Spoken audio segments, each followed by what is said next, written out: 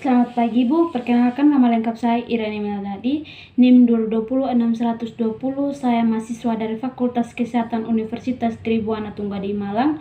Di sini saya akan melakukan komunikasi kepada pasien yang gangguan jiwa. Selamat pagi Bu, saya perawat yang akan merawat Ibu. Nama saya Irani Melnadi, biasa dipanggil Iren. Seminggu sekali saya akan kemari. Nama Ibu siapa? Nama saya Sinta.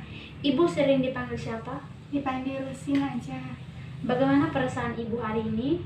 Perasaan saya sedang takut, Mbak. Apa keluhan Ibu saat ini? Saya sering terganggu, Mbak. Ada suara-suara aneh yang saya nggak tahu dari mana. Oh, baiklah. Bagaimana kalau kita bercakap-cakap tentang suara yang selama ini mengganggu Ibu? Mau duduk di mana? Bagaimana kalau di ruang tamu? Berapa lama? Bagaimana kalau 30 menit? 30 menit juga nggak apa-apa, Mbak. Tapi saya mau di kamar aja, Mbak. Saya takut kemana-mana. Kalau misalnya nanti tiba-tiba dengan suara gimana? Tidak Bu, saya kan bersama Ibu. Nanti akan saya bantu jika Ibu mendengar suara aneh lagi, supaya sekalian Ibu jalan-jalan. Baik, Mbak, kalau gitu. Sebelum kita mulai, silakan Ibu tarik nafas dulu supaya rileks.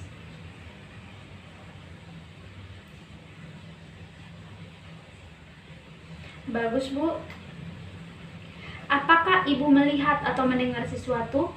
Iya, Mbak, saya sering dengar suara-suara aneh yang saya nggak tahu suara siapa dan dari mana suaranya.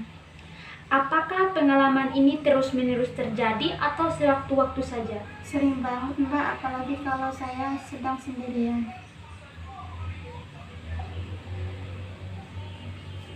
Kapan Ibu mengalami hal itu? Kalau saya sendiri, Mbak, dengar anak saya tanpa suami saya. Berapa kali sehari Ibu mengalami hal itu? Kalau berapanya sering banget, Mbak, pokoknya. Apakah pada waktu sendiri? Iya, Mbak, waktu saya hanya dengan anak saya tanpa suami saya. Bagaimana dengan kegiatan Ibu sehari-hari? Apakah mengganggu?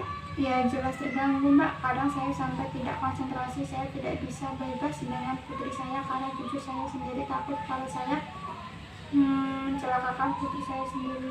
Selain Ibu, siapa lagi yang bersama putri Ibu? Kalau sekarang saya ditemenin ayah dan suami saya. Kalau suami saya kerja, saya dengan ayah saya jaga putri saya. Kalau ayah saya kerja, maka saya dengan suami saya.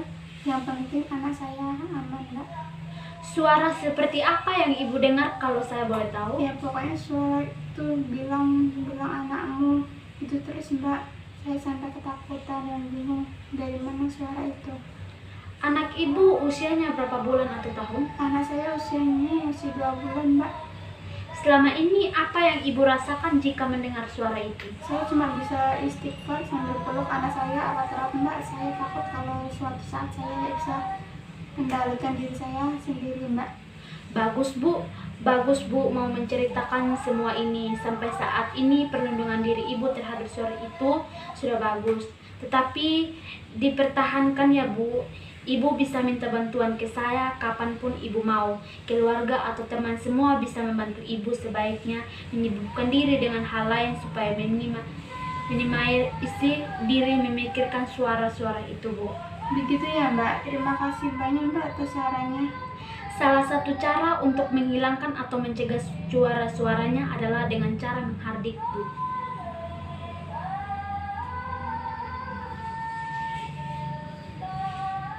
Gimana itu caranya, Mbak? Nah, begini. Ketika Ibu mendengar suara itu, Ibu bisa pergi ke lain arah atau tempat, kemudian Ibu berteriak dengan keras, "Aku tidak mau membuang anakku." Begitu terus ulang kali ketika Ibu mendengar suara yang menyuruh Ibu untuk membuang anak Ibu itu. Apakah Ibu sudah paham?